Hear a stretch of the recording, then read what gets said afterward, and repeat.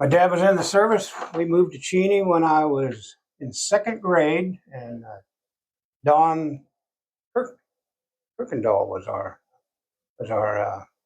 teacher. I've been here in Cheney my whole life. My grandfather lived out on a farm out here south of town. My mother grew up here, graduated from Cheney. So I've got a lot of people from Cheney that, in the background of my family. Yeah. When we moved here, my dad had bought the dealership for Dodge and Plymouth and the Massey Harris tractors. And we lived above what is now called the Antler Hotel. It's on First and Main on the west side of the street. We lived upstairs there until I was a freshman in high school. Then we moved to another home on the west side on 2nd Street. It used to be, downstairs was a mortuary, upstairs was a hotel, and it had, I forget, about maybe 6 rooms. Bert Cater, some of you people knew Bert Cater. He's a World War I veteran, and he lived upstairs. My freshman English teacher, Dale Dunn, lived upstairs his first year when he came to town, and it wasn't the best living conditions. The old windows leaked, the air and stuff, cold in the winter, warm in the summer. How about blowing the snow off? Yeah, in fact, the snow on the north side would blow in on the windows there, and you could have snow on the inside of the house. So, but it was okay. We grew up there and had a great time. We could watch the fair. Everybody else had to sit down Main Street. We could sit upstairs and look out the window and watch the fair every year. So we had perfect viewing. And I grew up there. I liked that. My brother grew up here in Cheney. My dad grew up in Goddard, and my grandfather lived out here south of town, ran a dairy. When I was young, I helped him farm out there. I did a lot of the milking for him, especially when I was in high school. I milked for him. We milked about 30 head of cattle with the old surge buckets, and I milked in the evenings. Surge bucket, that's the old buckets. You put a belly band on the cow and hung these buckets on it, and they had suction cups to it. So any farmer that's had a dairy will know what they are. But we milked about 30 head, and I did that till I graduated. So you used to walk out there. I used to walk out there. Granddad lived on the river, Nenaskal River, and a bunch of us would go out there and go skinny dipping and go fishing. It was a fantastic place to be. We had a half-mile of river, nobody to bother us. It was a great time when I was growing up. That was one of the main things I did when I was a little kid. My brother and I would go out there. We spent most of our time out on the farm with my grandfather. He bottled his own milk and sold it here in town. Delivered milk around town. His name was Howard Spurrier, and he delivered cream and milk. And my grandmother made her own butter and everything. Made cottage cheese, which when she made that really had quite a smell to it. But it was good. So I enjoyed farming when I was a little kid. That was one of the main things I did. I really enjoyed that. As I got a little older, started playing some sports. I wasn't a real good athlete, but I did enjoy football. I had a great time. It was just knock people down and get knocked down, and you didn't get in trouble for it. And I will tell you right now, Les Shepard and we probably ran more laps around that track than anybody else. Every time we got in trouble, Diskin would tell us, take another lap, take another lap. So I did a lot of laps running out there, which wasn't fun. I mean, I didn't bother me at all. I wouldn't want to hit star players, but I had a good time. Trying to think of what else we did. Who was your favorite teacher? One of my favorite teachers was Don Berlin. He was junior high, and I really enjoyed Don. He's a big, tall guy, and he had a paddle. Back in the old days, they could use that paddle, and I believe it was Dick Hoffine and I got to find the other end of that paddle one time. So I never did tell my folks about it, and I don't remember what I did, but whatever it was, Dick and I were taken back in the boys' restroom, and we had 3 swats or stay after school, and I took the 3 swats. Both of us did. I'd take the 3 swats first. I thought that was the easiest way out. But he was a good teacher. Don, he taught here for years. I don't know where he went after he left. I think he went to Wichita, but I'm not sure. What else, Grandma? Talk about when your grandma used to play dominoes and teach you kids. Yeah, when we were little kids, my grandmother taught school when she was younger. And to teach us how to add and subtract. We played dominoes a lot. We played a lot of dominoes, and that taught you how to add, subtract, and and we read a lot. Back then, they didn't have a TV. We listened to the radio a lot.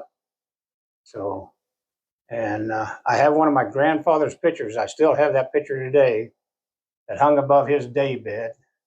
It's a picture of a covered wagon team, covered wagons circling up with the Indians attacking it. And behind that picture is an onion skin paper that tells all about it. It's an old print, beautiful old print. Talk about his Yeah. saddle. Yeah, and then my grandfather, when he moved to Kansas, he rode a horse, Kansas. I have his saddle that he rode on, and it's going to go to my granddaughter, which will be her great grandfather's saddle. It's a Heiser saddle. And my little granddaughter and I, when she got a little older, we showed horses together. And this saddle is going to her. We're keeping it in the family. And it's a beautiful old saddle. You don't find those kind of saddles anymore. Talk about your sister. You mentioned your brother. Yep. When I was growing up, I had a brother and a sister. My brother was 4 years younger than me. My sister was 2 years older than me. Probably couldn't have asked for a better family. My sister was, everybody liked my sister. She was just a fantastic person. She passed away when she was young.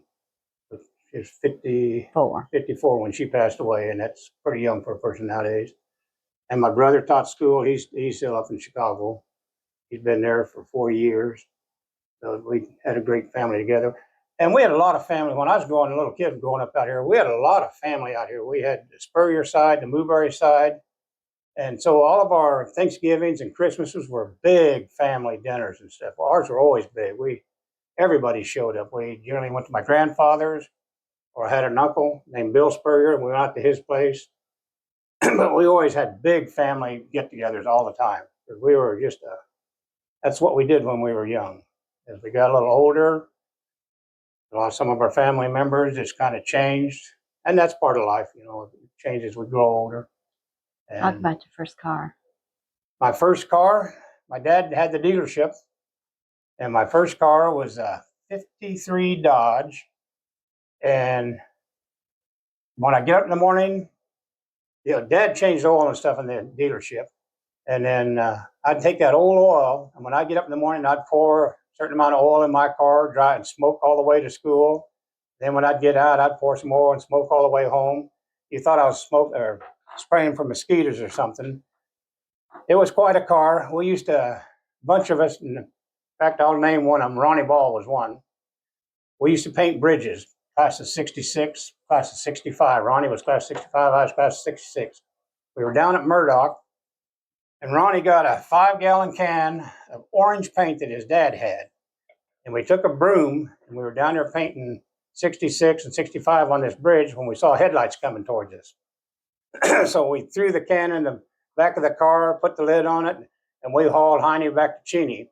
Well, the can fell over, and it had, of course, the old car I was driving was rusted out, and we left an orange streak all the way back to Cheney. Well, the next morning when I got up, go outside, get my car, here was a big orange puddle of paint right below my car. So the inside of the back trunk was just painted orange. Nobody ever said a word, but it was pretty fun. Ronnie Ball, and I believe it was Don Sowers was with us that night. So that's one. When we were kids, we never tore up anything. Now, we made a lot of noise, drug Main Street back and forth all night long, honked at the girls, and then went home. That was our exciting night. That's about all we did. All right, tell me how you met. Oh, well, after I came out of the service, I was back working in welding here. And Clarence Rowell called me one night and said he wanted to go to the Mint Club, which I'd never been to the Mint Club in my life. And I was working 2 jobs. I was working welding, and I was working for Dean at the station out here too in the evenings. I said, all right. So we went in. I was tired. Met this redhead there named Mavis. Got her phone number. Then I didn't talk to her for, gosh, a couple, 2 or 3 weeks, maybe longer than that. We had 6 dates, and then we got married. That was 52 it. years ago. And we've been married for over 52 years now. And got 2 little girls. Well, my little girls are young ladies now. We've been out here forever. And We've been out here 47 years now. So And Clarence Rao actually built this house Clarence built this house for in the us. middle of a wheat field. Yeah, he did a good job. So At least you got quiet neighbors. very quiet. They're neighborhood. very nice. They're very, but they will not water your plants and they will not watch your animals when you're on vacation. We travel a lot just for. Yeah, we travel. The wife and I travel a lot for just by ourselves. We like to go on cruises. We like to go to Colorado, South Dakota to see old classmates. So Tonder Wilson's one of our classmates. Went up and saw her a while back and really enjoyed that. We have a lot of reunions for our class. We get together. I'll tell you what, the class of '66 was probably the greatest class that ever graduated from Cheney. I'm bragging, but they are. And every couple of years we have a reunion. We have one every 5 years, and now as we're getting older, we have it about every 2 years. So, and it's a great time just for elderly people that get together and enjoy each other. So, we just saw one of our classmates, Judy Morrison Spalding. She was here for the fair last year. I talked to her, and she said, "Well, I'm going to be in Cheney for the fair." So about 15 or 20 of us got together, and we had a reunion out at Mario's Pizza at Cheney. So it was really great. Chance to see her. I hadn't seen her in probably 40 years. So it was fantastic. We had a good time on that. Yeah, when I got out of the service, I came back to Cheney. I welded for a couple of years for different companies. I welded for a farm company and I welded for a pipe company. Then I went to, excuse me, then I went to work for the post office. I worked for the post office for 31 years. It was a good job. I carried out the west side of Wichita as a letter carrier. And as far as for retirement nowadays, back then the post office was excellent for retirement. I think things have changed now. That things are a little different than what it was then. I was the old civil service when I went in, and now it's federal employees retirement. So it's my time in the post office. I carried one route, I think 12 or 15 years. In fact, I had little kids on that route that graduated and got married when I was carrying. And I was out here at the Cheney Fair one day, and one little girl come up and told me, "You used to be my mailman." And her mom was judging jellies and stuff here at the fair. And so I met a lot of good friends out when I had good people on my route. I had a couple of older people. That one lady, she would make me a piece of cake, give me a big piece of cake. She said, "Because you're a big boy." So she'd always cut me a big piece of cake. But when you carry that long, you just get to know the people on your route, and they get to know you. One guy in the summertime, whenever I'd come, it'd be hot. He'd see me coming down the street. He'd turn on his garden hose and get it to water good and cold. So when I got there, I could get a cold drink. So really nice people I met while I was in the post office. One thing I'm going to say about his welding, while he was working as a welding, we hadn't been married too long. Dodge City contacted him and wanted him to come out there and be a welding instructor at the junior college. But we bought our house and we couldn't go. But Yeah, we just got married, 2 kids, bought a house. I couldn't leave Cheney then, so we stayed here, which I'm glad I did. Cheney's a great place to live.